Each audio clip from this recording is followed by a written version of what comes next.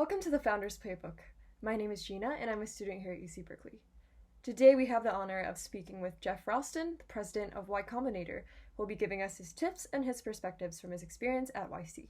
And of course, don't forget to subscribe and like for new interview videos every other week. So hi, Geoff. We are so honored to have you here. Thank you so much for joining us today. Could you give us a quick introduction of yourself? Sure. Hi, Gina. It's a real pleasure to be here. Thanks for having me. A quick introduction to myself is hard because I've been around for a long time. But I'll try to make it brief. I'm the president of YC. I've been the president for just over a year. I took over from Sam Altman, who was my predecessor for 5 years, and he took over from Paul Graham, who was the founder of Y Combinator. I've been at YC for just over 9 years now. I can tell a story of how I got there later, but I've been in tech since I graduated from college about 1 million years ago. I was originally a programmer and engineer. I did that for quite a while. I eventually became an executive at some small and large companies and an entrepreneur myself. I started a bunch of companies and eventually an investor too. I became an angel investor. I've invested in over 100 startup companies, so I was a very active angel investor. So this is sort of an interesting arc of my career, and I've been doing it for wow, it seems like quite a while now. Yeah, that sounds like a super interesting path that you took with your career. Could you tell us a bit more about how you ended up at YC specifically? Yeah, it's actually a weird story. Weird only because, well, you'll see in a sec. So Paul Graham, the founder of YC, actually one of 4 founders. He's kind of the spiritual founder in a sense that he was his essays on startups and his thinking around how to start a startup really were the impetus behind YC. But he founded it with his girlfriend at the time, Jessica Livingston, and now his wife, and 2 other former founders of his from a previous company, Trevor Blackwell and Robert Morris. Paul, just tell me a little about the history of YC, and I'll tell you how I got connected to it.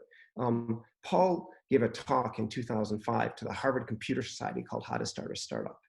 And it was actually the aftermath of that talk and a conversation he was having with Jessica that led to the creation of what was then called the Summer Founders Program in 2005. Now, 2005 was kind of interesting for me because I was just about to leave Yahoo. I had been there for 9 years. My company had been purchased by Yahoo in 1997 to create Yahoo Mail. And then I had a really amazing time at Yahoo. I was a vice president in the engineering organization. I ran a division. I was chief product officer when I left. It was really an amazing time. But notably, in 1998, Yahoo bought another company called ViaWeb, which was indeed that company I mentioned that Robert and Trevor and Paul had founded. So Paul Graham came to Yahoo a year after I did, and we got to know each other pretty well. He stayed 1 year. I stayed 9 years. I guess I stay for a long time when I go to companies. But we got to know each other. And in 2005, he started Y Combinator. I left Yahoo a year later and started doing angel investing. So I connected back up with Paul, and we started talking about startups, and I started coming to demo days back in the very early days of YC, and I started to sort of see what he was doing with this Summer Founders Program, which evolved into Y Combinator, sort of 2 programs a year in the summer and in the spring. And Paul was just thinking about expanding YC and thinking about adding partners. And I didn't know this at the time, but he was thinking about potentially asking me to join when at the very last second I left, joined a company I'd invested in as CEO and ran that for 2 years. So he lost his chance. But after 2 years, we sold that company to Apple, and I didn't stay at Apple for very long. I stayed for 6 months. And then all of a sudden in 2010, I was kind of, I guess, available again. But I actually didn't really want to join YC. I wanted to start another company. So I started another company called Imagine K-12, which was a version of Y Combinator just for educational technology companies. Now you're probably asking yourself, is this ever going to lead to joining YC? Well, when I started Imagine K-12, with my co-founder, Tim Brady, who was the chief product officer at Yahoo before me, great guy. We figured we better talk to Paul about it and see if it was a good idea. And his answer was interesting and different. He said, yes, terrific idea, great idea. I'll help you. I'll show you how we do things at YC. And you should become a partner at the same time. And my answer to that was, that's great. What? And he said, yeah, it's fine. It's like part-time and you can do that and you'll learn everything you need to know about starting Imagine K-12. So that's how I came to YC, actually. I became a partner at YC and started a company at the very same time. It turned out it worked pretty well, but it got more and more complicated as YC expanded. And in 2016, we merged Imagine K-12 into YC, and then I only had one job, and I've been there ever since. That's super cool. I love that. It's an interesting, kind of a bizarre story. I would never really recommend to take one job and start a company at the same time, and Paul wouldn't normally recommend that either, but it worked out. Yeah.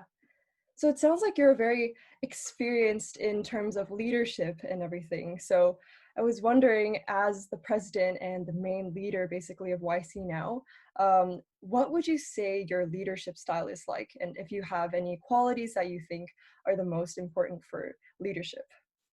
I'm very direct and transparent, and I think that helps. And I also have a lot of energy, and I like to communicate that. And it helps when you're leading for people to feel like you're actively going someplace. So those are all, I think, really important. And I try to be really honest and trustworthy.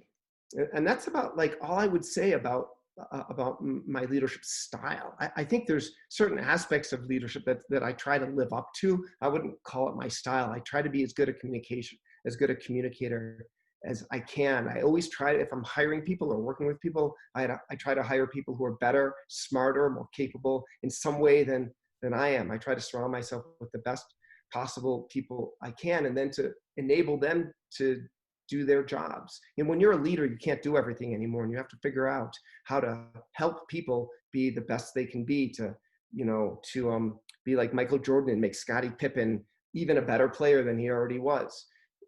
And that's the kind of leader I think that makes an organization better and stronger. Yeah, I think that's really great advice for leaders everywhere. So as an experienced entrepreneur and someone who works with founders on a daily basis, I wanted to talk to you a little bit about how you think. So I was wondering, what mindset do you think is the most important for entrepreneurs?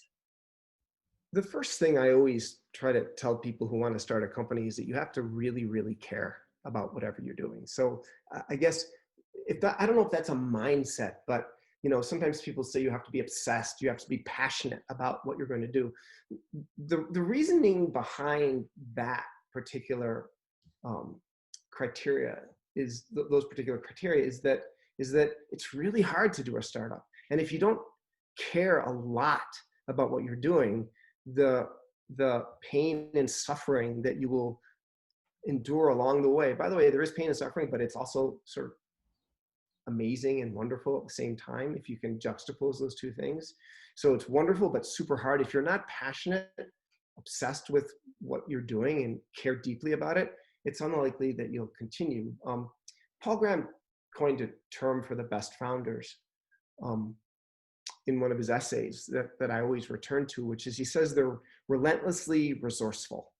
So, and that's kind of a mindset too, to be relentless, to be determined, to never let anything get your way, and to use whatever resources, whatever resourcefulness you have to solve the problems that will inevitably come up.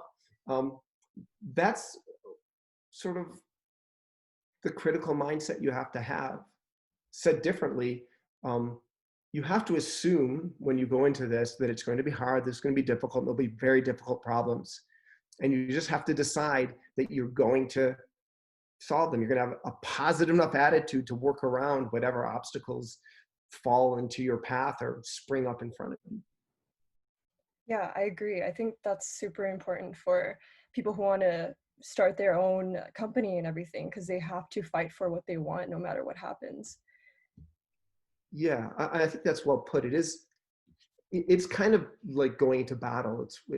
And it's one of the special things about doing a startup is it feels like you've been through I don't want to overstate the the the military sort of analogies, but it is like you're going through something really intense with people, and that is one of the great things. Like you make the best friends and the worst enemies sometimes while doing a startup, because it's so intense, and it's so radically um, all encompassing in your life.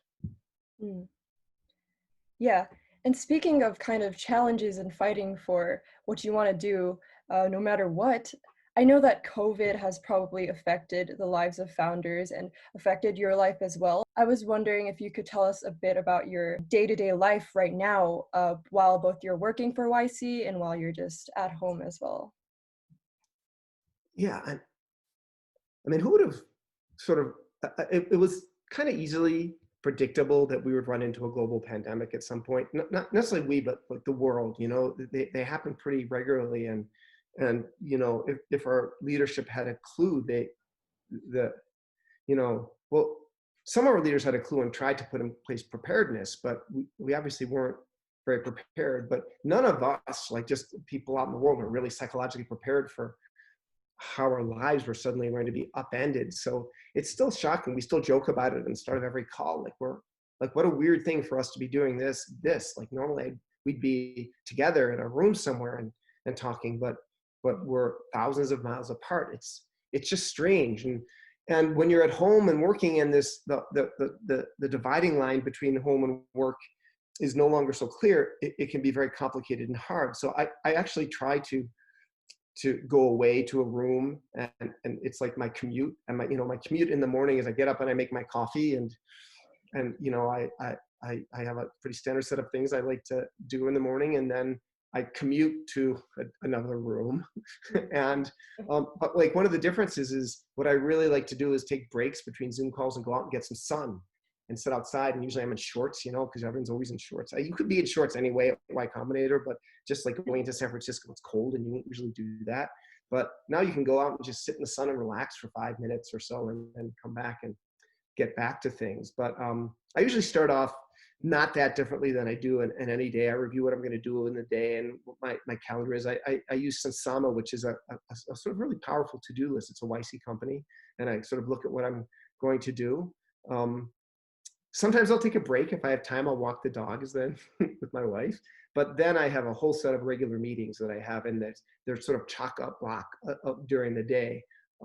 And that kind of fills my week. And then there's a bunch of things that are going, like, we're going through a whole bunch of different sort of specific efforts within YC that I have to be involved in. And so there's maybe not as consistent meetings for those, but there's a bunch of meetings that happen like that. And every Sunday I hold office hours with the batch. I try to meet as many batch companies as I can. And I just try to try to search for some sort of normalcy by working out and playing a lot of tennis and going for bike rides and reading. And I always have a coding project if I can. And I kind of escape into that whenever I can. And I write software just to feel connected to the tech world that you can get kind of far away from as you get into different roles in your career. Absolutely.